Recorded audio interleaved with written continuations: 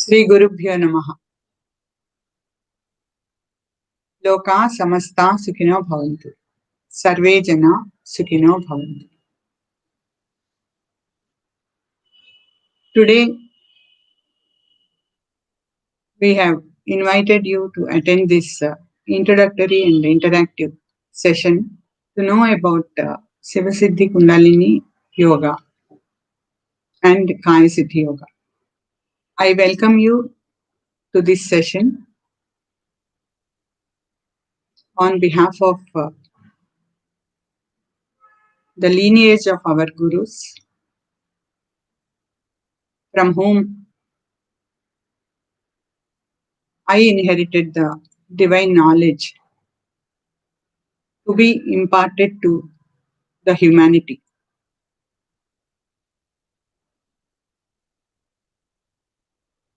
And on behalf of Sivasiddhi Kundalini Yoga Foundation, which had been working on this mission since 26 years. I'll be giving this introduction in the medium of English and later on in Telugu also.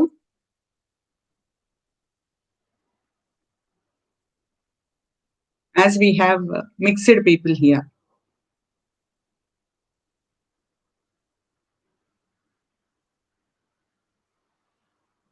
And receive the knowledge about which I am going to talk as a new subject. Because many of you must be already in certain yogic practices with some different impressions about yoga.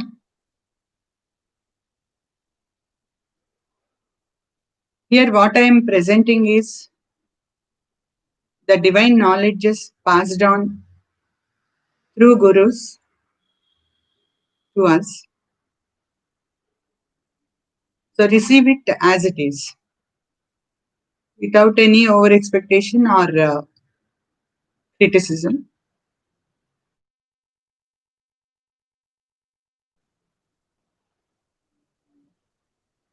In the first place, what is yoga? Some of you might be having very good understanding about yoga. Some might not be having. Some may have little knowledges. And as per my conception, many people doesn't know exactly what is yoga.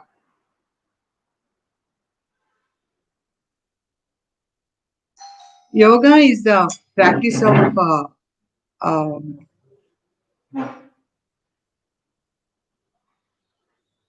communion with God.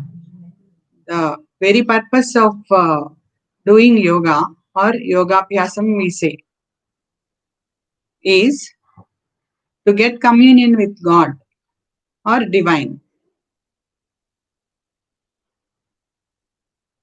So in order to achieve this, Patanjali Maharshi over 4,000 years ago, he had given a method of practice which is popularly known as Patanjali Yoga Sutras.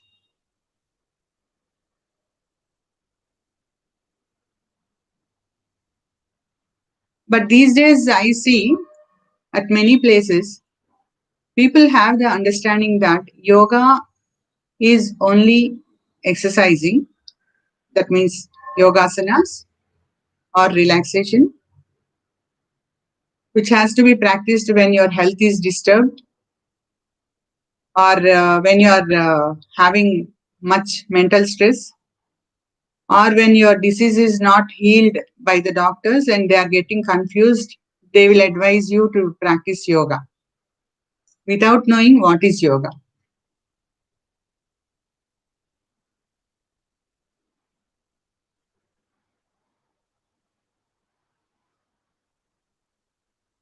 Let us try to understand what exactly is yoga.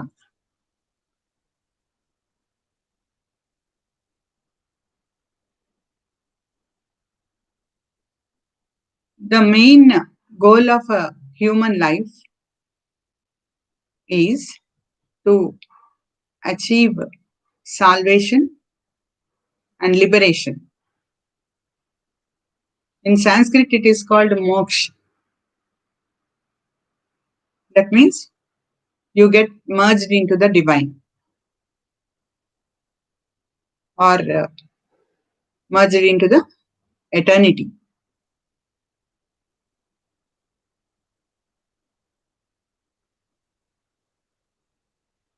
Human life has formed because of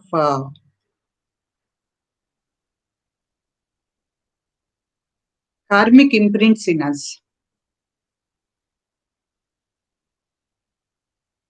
So we have to be liberated from all those imprints, purify ourselves, and become one with God.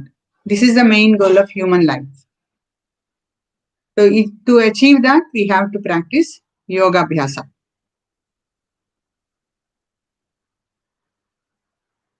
So in Sivasiddhi Kundalini Yoga, our main aim is this only. But what our gurus say, as a human being, we are born to our parents. We are linked up with many people, like our siblings, life partner, and we produced children and all the relatives, friends, all these things. All these are the result of our previous karmas or deeds. So our life is nothing but the result of our past karmas, which we don't know what all we have done in the past Janma. But those reactions we are giving by emotion,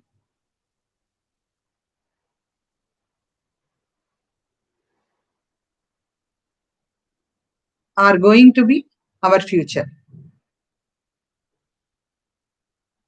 By learning yogic practices such as meditation, Kaya Siddhi Yoga, introspection, and few yogasanas,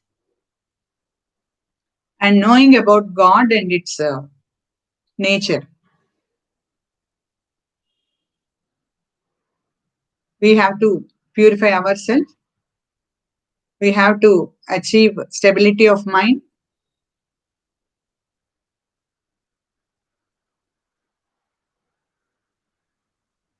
We should live healthier throughout our life, and we should live in harmony with everybody. In Sivasiddhi Kundalini Yoga, we teach the whole spiritual knowledge as 5 divided parts. First one is physical exercise.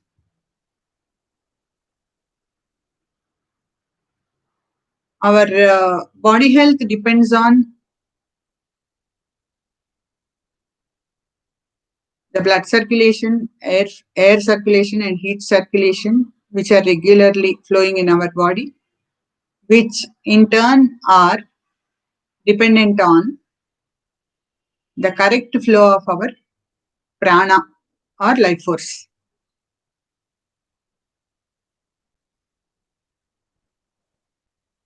And the biomagnetism, which is released from our life force particles. When any obstruction to these flows happen, they are all interdependent. So one flow disturbed means all the other flows also gets disturbed. So to correct all these circulations, mainly prana and biomagnetic circulation, we propose you to practice certain exercises which correct the prana circulation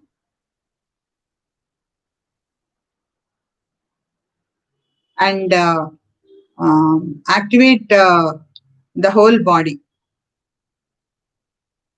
going deep into the cellular level. our endocrine glands also will be activated. When you practice these, we definitely get good health, increased immunity. Disease fighting system also will be activated.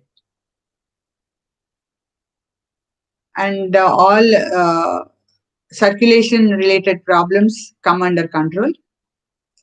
Even normal people, when they practice, they can keep healthy till the end of life. The brain will be alert. They never get hospitalized, provided we practice it from childhood or at least from youth. So any age group can practice. 8 to 80 years old people can practice these simple exercises and get benefited. Then we activate your chakras. We mainly focus on activating the Kundalini energy. This is nothing but life force only. So we activate this life force from our Mooladhara and raise up to Agna Chakra and Sahasrara.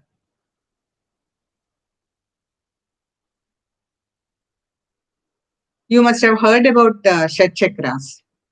For those who haven't heard, I will explain. See, we have a spinal cord. All of you know it.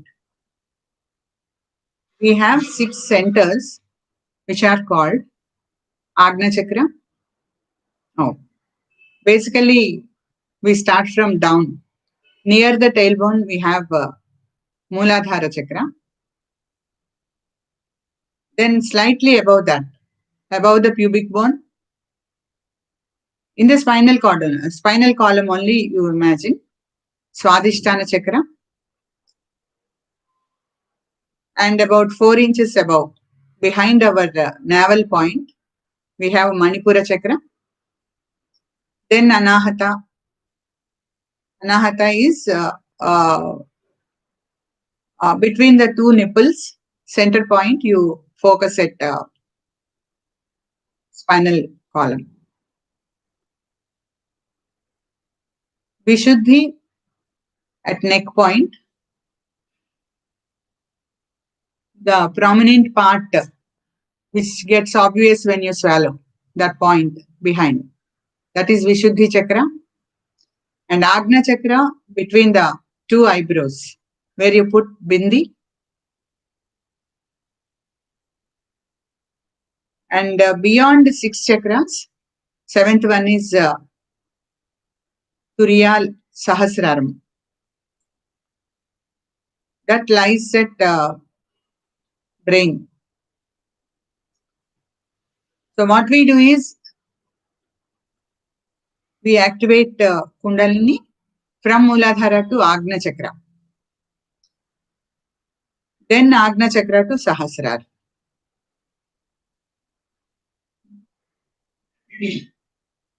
So when you do meditation on these chakras, we get all the benefits of meditation. You must have heard about meditation and its benefits so many times. You must have read somewhere. So we get much relaxation, clarity of mind, problem solving capacity, good sleep, quality of sleep. In day-to-day life, we get so many benefits out of it. But about the science, I'll tell. Why do we get these benefits? Human mind functions with a particular frequency that is between 14 to 40 cycles per second. That means our mind is fluctuating 14 to 40 cycles per second. As long as our Kundalini is dormant, lying at Mooladhara. When we activate it and bring up to Agna Chakra, the mind frequency is reduced. It starts functioning between 13 and 8 cycles per second.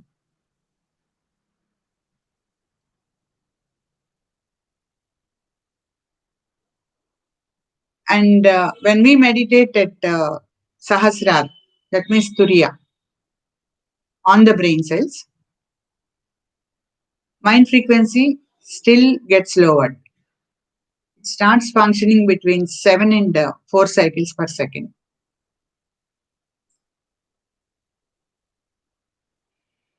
So when we practice them regularly, these meditations, every day for 15 minutes at Agna Chakra and 15 minutes at Sahasrara, we become calm stature. Our emotions come under control. We get a balanced mind. A balanced mind always gives success to the person, either in studies or in the career, job, business, anywhere dealing with somebody. Everywhere you get success.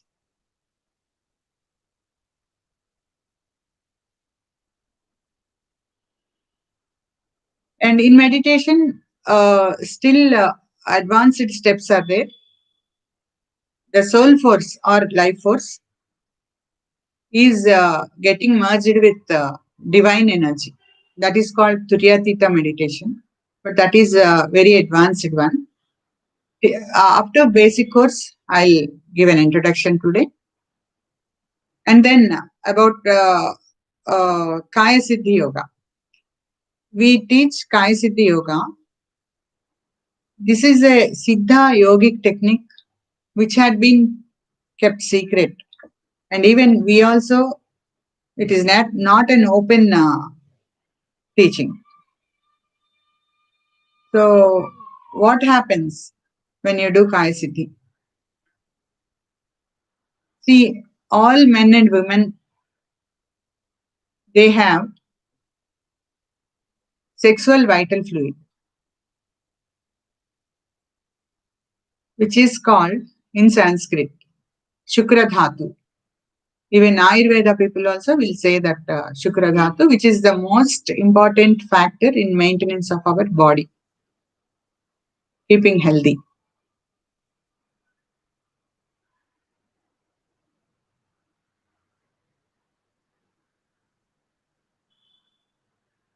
This fluid is produced to the maximum between the ages of 16 and 35.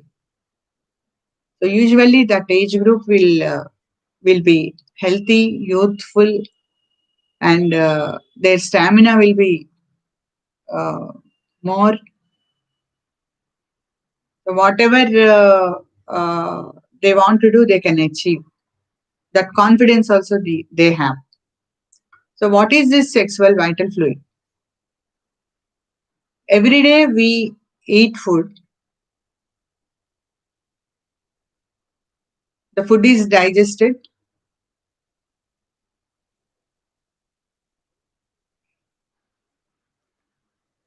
And that becomes juice in the body. The best part of juice becomes blood. The best part of blood becomes flesh. And best part of that becomes fat. Best part of fat becomes bone. And the gist of it is bone marrow. Bone marrow and brain are the same quality. So from brain, we get the final product, which is Shukra Dhatu or sexual vital fluid. This sexual vital fluid is nothing but liquid form of life force.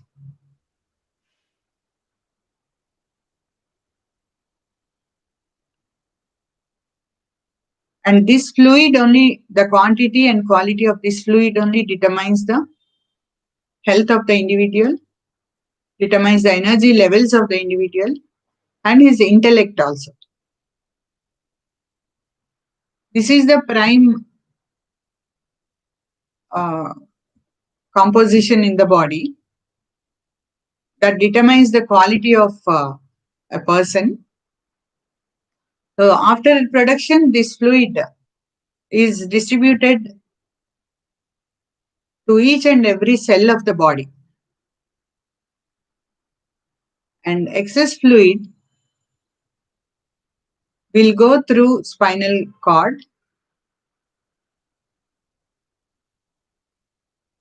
near Mooladhara, means near tailbone, behind the sex organ.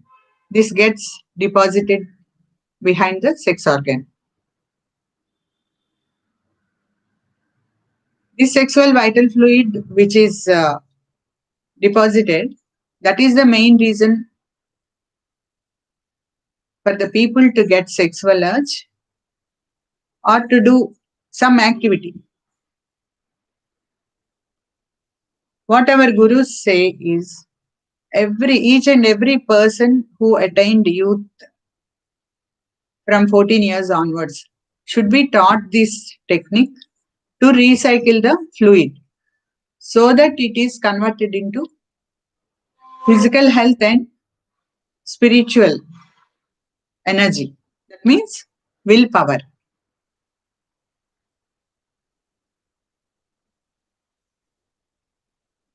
This is called Kaya Siddhi. So many people these days, they are going behind their senses. The mind always functions through our senses.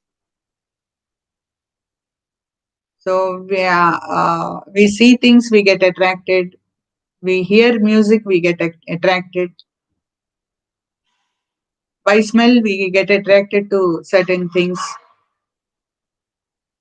By taste, we are going and eating whatever we find attractive.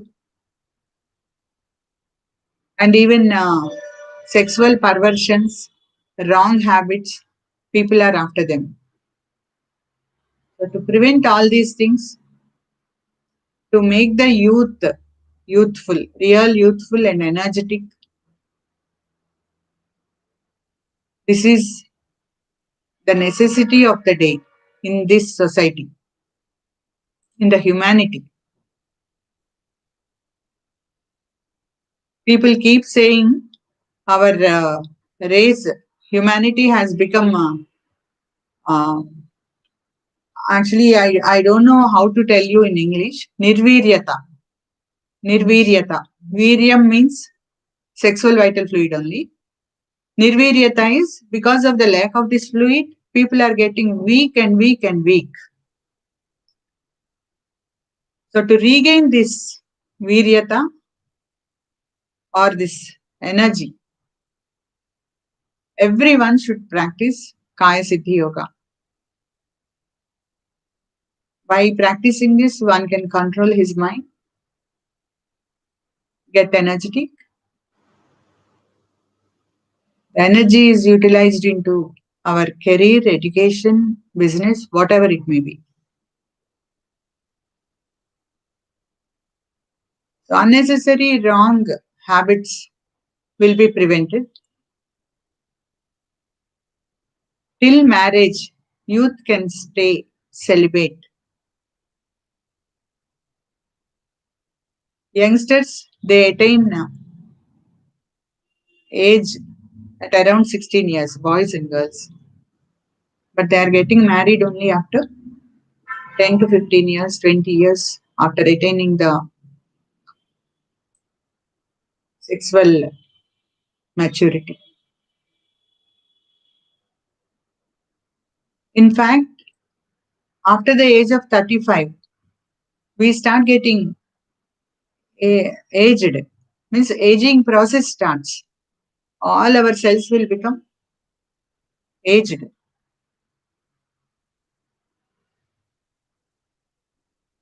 But these days, by one cause or the other, people are not getting married at proper time. They'll have to wait to get married till 30 years, 35 years, like that. So till then, they have to control themselves. Otherwise, they have to go into some wrong habits which are not at all good for them and the society. So to control themselves, one should practice Kaya Siddhi Yoga. Otherwise, how much ever you try, how much ever meditation you do, how much ever discipline you follow, you will not be able to control your sexual desires. The Kaya Siddhi Yoga is the necessity of the day. Our gurus are insisting to spread throughout the world. That is the reason why I came into the public and talking. So next, after Kaya Siddhi, we should give utmost importance to introspection. Introspection is analysis of self. What am I? Why I have become into this world? We should know the answer.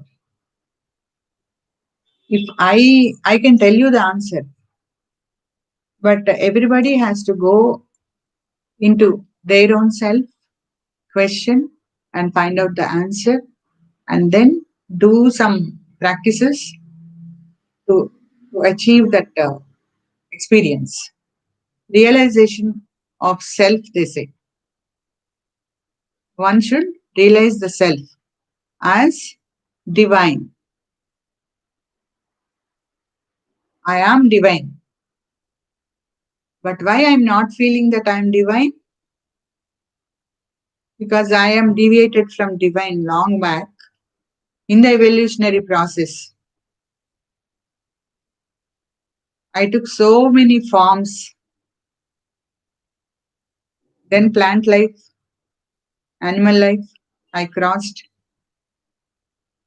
I became a man, a woman, and then also so many janmas have passed. We say Janma Parampara, the chain of birth and death we had been undergoing since millions of years.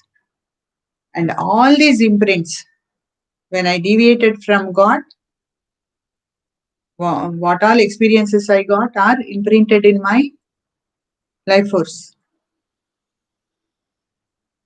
which are enacted as experiences in this life. Everything, whatever I do,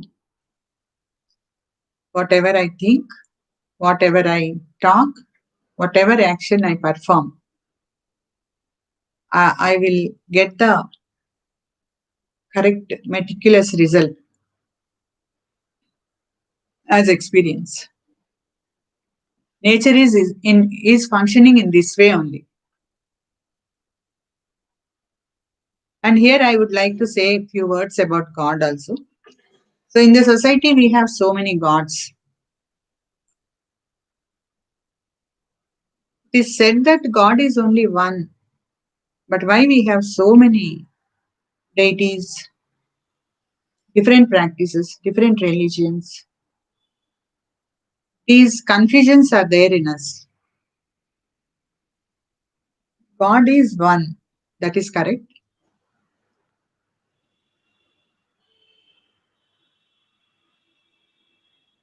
God doesn't have any beginning or ending. Whatever is there, that is God only. God is omnipotent, omnipresent, omniscient. It doesn't have a form or a shape. It is like you can imagine like an energy, the absolute consciousness, which doesn't have any movement, static force. From the static force, energy has released. Energy with its different congregations has become Panchabhutas, we say in Sanskrit, means five elements. So first transformation is energy. From that different combinations, air, air field has come, then fire, then liquids, then solids. So in this evolutionary process, we all have come. For those who are not intelligent enough, those who cannot imagine the vastness and um, potency of all-pervading God, some deities are shown and you pray to that, that is God. It was taught like that by some Maharshis. And likewise, so many deity worships and all have evolved. But once you are able to understand about God as all-pervading, omnipotent, omnipresent, almighty. So think like that only. God is that. God is everywhere. God is in each and every object. God is in us, in me.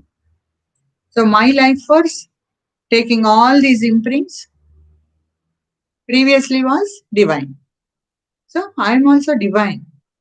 Now we have to realize that I am divine. This realization of truth or realization of self, they say, is causing us uh, not to be born again. We are escaping the birth and death chain, which is the chief goal of doing yoga abhyasa or chief goal of our human life.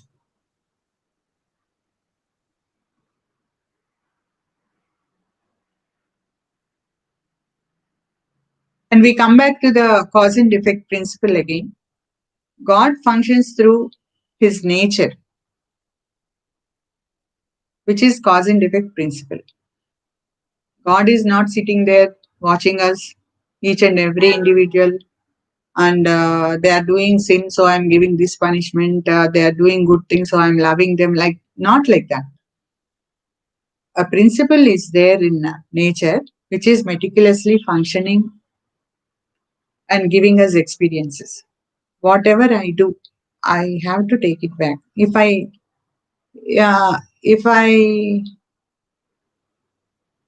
criticize you and make you hurt, that will be imprinted in that person as well as in my magnetic field also as an imprint. So now he is suffering. Whatever he is suffering, that suffering also will be given back to me. All that I have to experience. If I give him some happiness, I praise him, he's happy. So that happiness also will be reflected to me. I'll be praised by somebody, I'll get that happiness.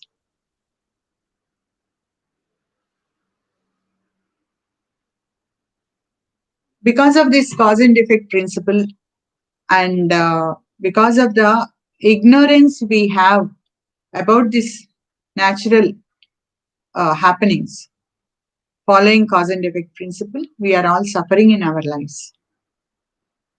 You may say, I haven't hurt anybody till now. Why I am having this type of suffering? Each and every person will be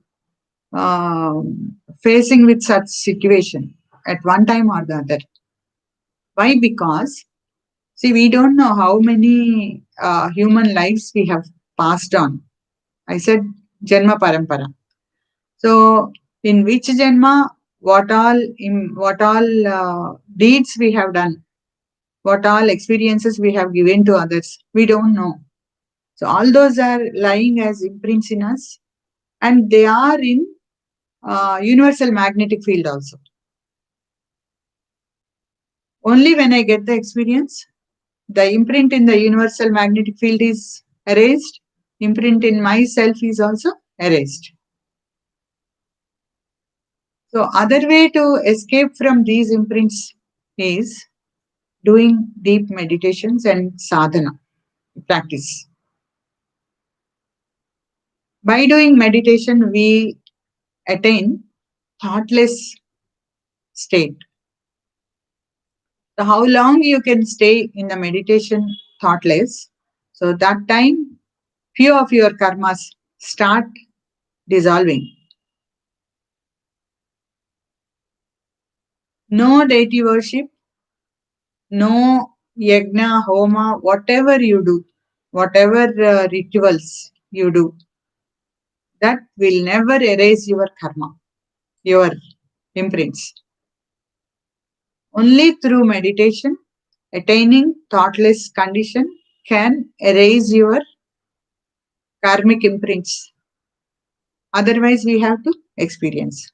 If you pray God, maybe some relief will be given at that time. But basically, that imprint stays back and that is waiting to give experience to you, whether it is good or bad. Usually, we pray God only when we are facing with bad situations. When we are happy, everything good is happening. Not many of us pray God. Only when we have difficulties, then we start looking where from help I get. Sometimes somebody will advise, so go to that God, you will get relief. So we start going there. We also will get some relief.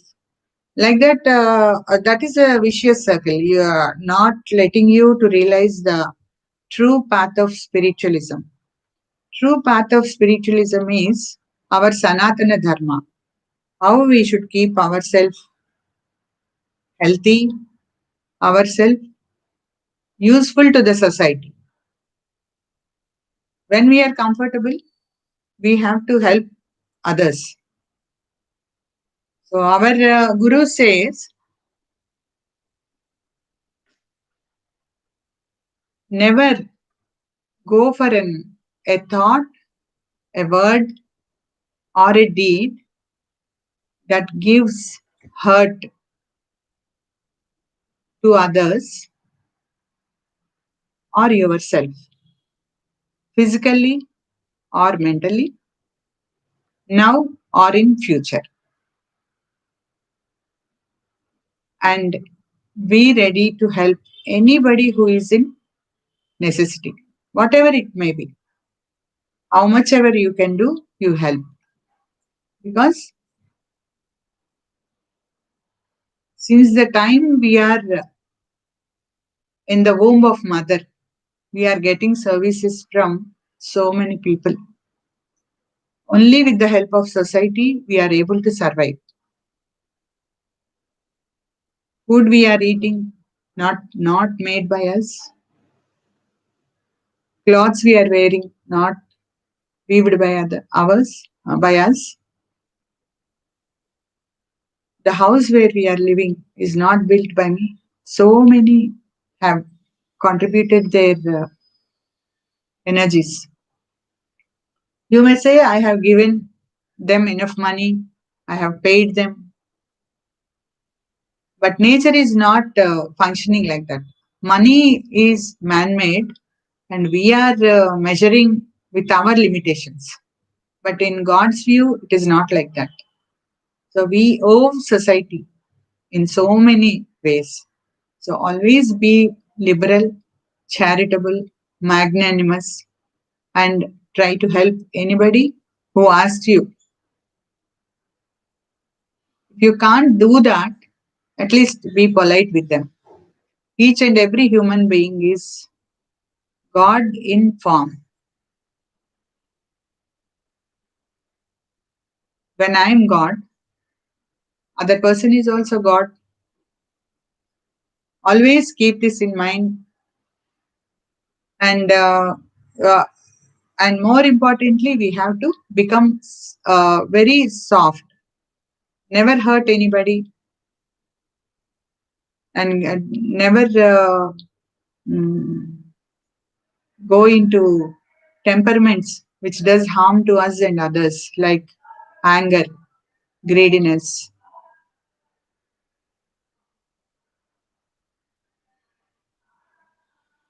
and that jealous and vengeance, such things you never encourage.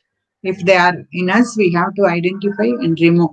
So, in introspection, we have to meticulously examine ourselves, criticize ourselves, and remove the qualities which are hindering our progress, both in life and both in worldly life and spiritual life.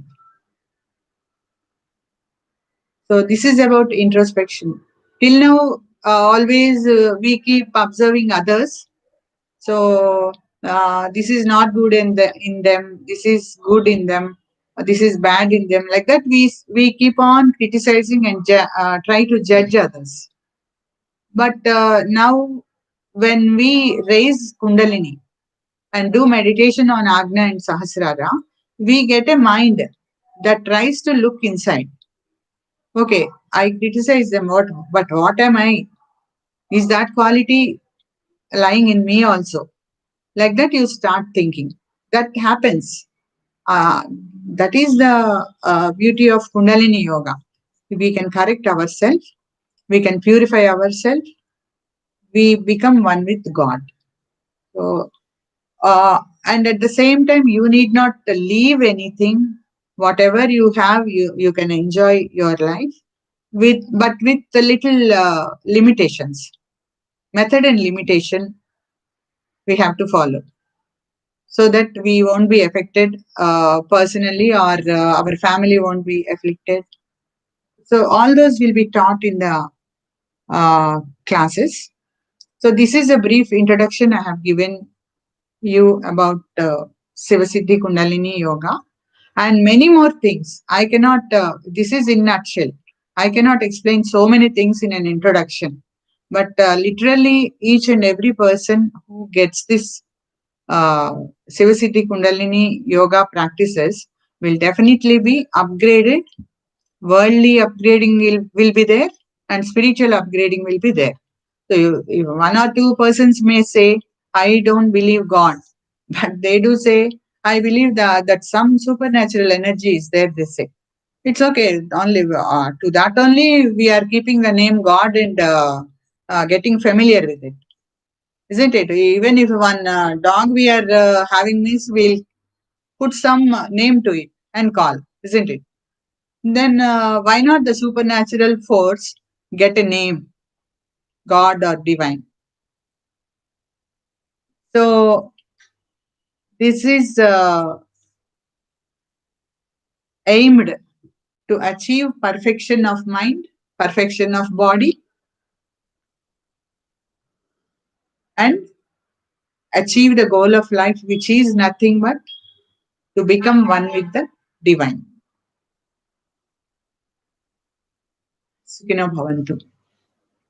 And one more beautiful point which we inherited from Gurus is Sukhino Bhavantu. This word, we bless everybody with long life, good health, enough wealth, wisdom, and peace, which are required by each and every individual. So we keep saying Sukhino Bhavantu to everybody. And that works like a Maha Mantra. Because according to cause and effect, whatever is released from us will be given back to us. So when I bless you with all these things, universal magnetic field will reflect the same thing to me back. So our way of thinking, way of life will be changed. So I advise everyone to learn and practice these things and get the maximum benefits out of it in your worldly life and perfection and achieve self-realization. No, Bhavantu. Meanwhile, if you have any questions, you may send and I'll try to answer them.